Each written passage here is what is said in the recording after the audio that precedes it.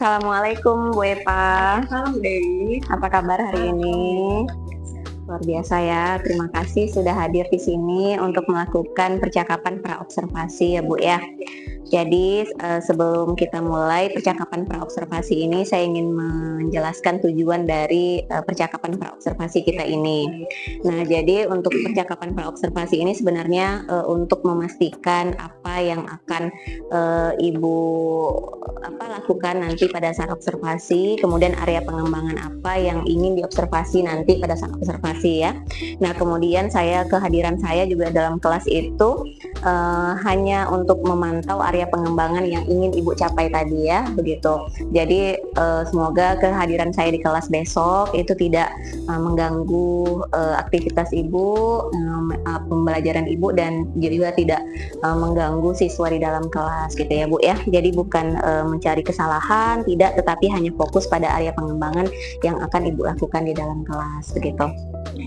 Baik Bu Eva, boleh tahu nggak mata pelajarannya apa ya? Bahasa Indonesia. Bahasa Indonesia. Kemudian observasi kita hari ini jadinya ya. Oh, hari ini ya. Oke, baik. Hari ini tanggal 18 ya. Hari ini kita jam 1 sampai sekitar jam 1.30 lah Bu, paling lama ya, karena cuma 15 menit sih sebenarnya untuk percakapan perobservasi itu. Untuk kelas sendiri kelas berapa Bu? Itu kelas 10 MPLB. Oh, 10 MPLB. MPLB 2. MPLB 2 ya. Oke, baik. Nah, untuk tujuan pembelajaran Ibu di hari ini tuh apa? Oke, tujuan pembelajaran saya pada materi ini adalah memahami informasi pada teks laporan dan menilai akurasinya serta kualitas data dalam laporan hasil observasi. Memahami teks laporan ya Bu ya? Iya. Dan kemudian menulis informasi dalam laporan hasil observasi. Sebentar Bu, menulis hasil laporan observasi secara logis dan etis. Observasi secara logis. Oke. Berikutnya adalah dan etis ya. Berikutnya mengubah laporan hasil observasi tersebut ke dalam format yang kreatif. Oke, baik. Berarti ada 2 ya Bu ya. Mengubah hasil laporan tadi dalam bentuk format yang kreatif. Oke, dalam bentuk format yang kreatif. Bentuk format yang kreatif ya. Itu yang kalau bisa dapat dipublikasikan Bu Dewi baik di media cetak. Oke, baik. Berarti kreatif yang dapat dipublikasikan ya.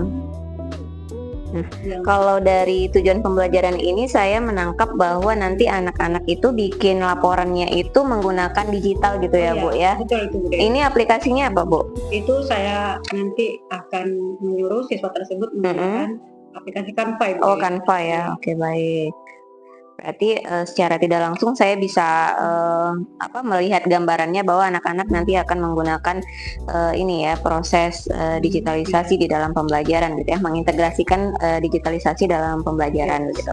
Baik, nah untuk area pengembangan sendiri nanti pada saat observasi itu Ibu inginnya apa? Oke, pada area pengembangannya kan itu adalah keteraturan suasana kelas. Oke, keteraturan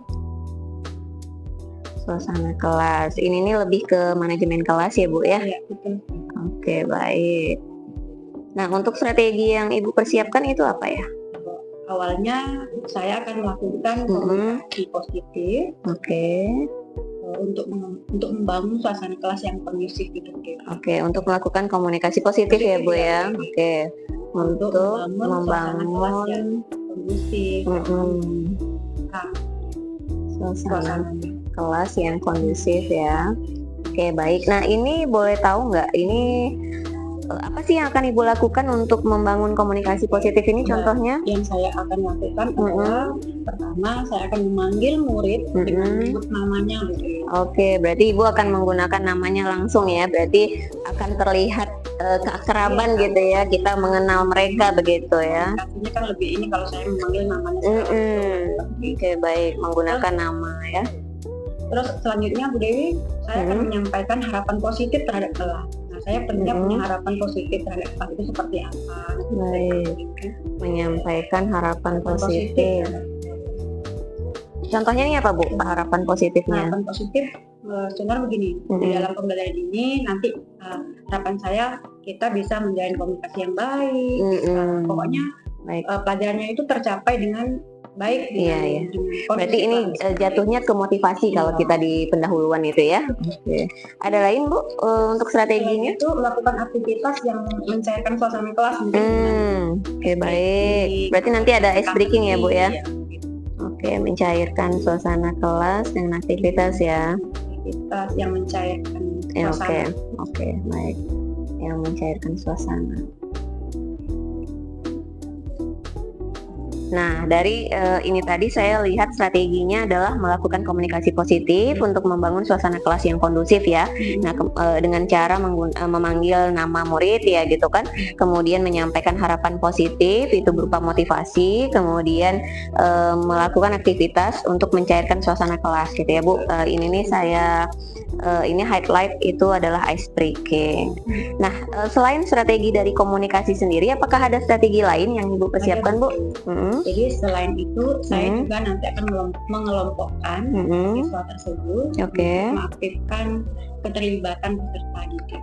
Oke, mengelompokkan peserta didik, mengaktifkan untuk keterlibatan, membuat terlibat aktif gitu ya, membuat keterlibatan.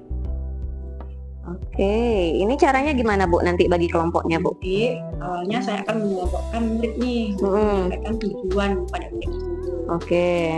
Terus apa lagi Bu? Mengelompokkan, saya menyediakan beragam peran nih dalam kelompok, kita terlibat aktif. Namanya yang ini nanti akan berperan sebagai moderator kah,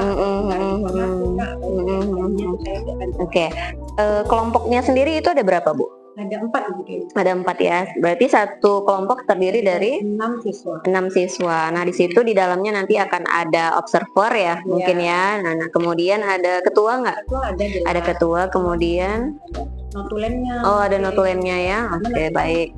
Ujung-ujungnya kan anak membagi peran. Oke, berarti membagi peran di dalam kelompok. Kemudian yang tadi dikasih dulu tujuan ini ya, pembentukan kelompok ya. Oke, pembentukan kelompok. Baik, saya rasa sudah ini ya, mantap sekali untuk strateginya. Apakah ada strategi lain lagi selain yang 2 ini Bu? Ada Bu Dewi. Apa tuh? Selain itu, nanti guru akan membuat dan mengingatkan aturan atau kesepakatan kelas. Oke, berarti ini akan berhubungan juga dengan nanti ini ya, kesepakatan kelas ya yang sudah dibuat. Apakah kesepakatan kelas yang sudah dibuat Bu sebelumnya? Awal dulu anak belajar sudah Bu Dewi, tapi sudah mana ya? tahu mereka lupa. Jadi saya nanti akan mengingatkan kembali aturan-aturan atau kesepakatan kelas yang sudah kami sepakati. Oke, baik. Jadi nanti diingatkan kembali gitu ya Bu ya, diingatkan kembali dengan kesepakatan kelas yang sudah dibuat gitu.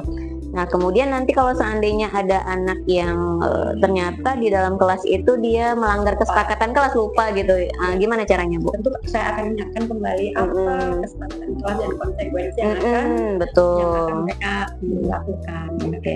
Berarti diingatkan dengan konsekuensinya juga ya. Oke, diingatkan kembali dengan kesepakatan kelas. Habis itu ada konsekuensi ya Bu ya. Oke, baik. Nah, saya udah dapat nih gambarannya ya, udah ada tujuan pembelajarannya. Saya lihat ada 2 tadi ya Bu. Saya baca kembali supaya ini Bu yakin gitu ya, yang saya tulis ini sesuai dengan yang Ibu maksud gitu ya. Memahami teks laporan dan menulis hasil laporannya, kemudian baru mengubah hasil laporannya itu menjadi bentuk format yang kreatif ya, yang bisa dipublikasikan, dan medianya di sini Ibu menggunakan Canva. Nah, untuk area pengembangan sendiri yang Ibu capai itu adalah keteraturan suasana kelas atau manajemen kelas, dan strateginya ini secara garis besar ada 3 sepertinya ya Bu ya. Yang pertama itu adalah membangun komunikasi positif untuk membuat suasana kelas yang kondusif. Habis itu yang kedua mengelompokkan peserta didik ya, agar mereka terlibat aktif di dalam kelompoknya, dan akan ada pembagian peran nanti di dalam kelompok sendiri. Nah, yang ketiga itu akan diingatkan kembali terkait dengan kesepakatan kelas. Nah, apabila ada yang melanggar mungkin bisa diingatkan kembali dengan konsekuensi yang sudah disepakati ya gitu ya Bu ya. Baik, saya rasa cukup untuk pra observasi kali ini karena udah udah jelas dan udah mantap gitu ya Bu, dengan strateginya sekali ya. Semoga nanti pada saat pelaksanaan observasi itu sesuai dengan apa yang kita harapkan dan berjalan lancar ya Bu Eva ya. Semangat terus untuk melakukan yang terbaik untuk anak didik kita. Terima kasih banyak Bu Eva untuk percakapan praobservasi kita sore ini. Terima kasih Bu.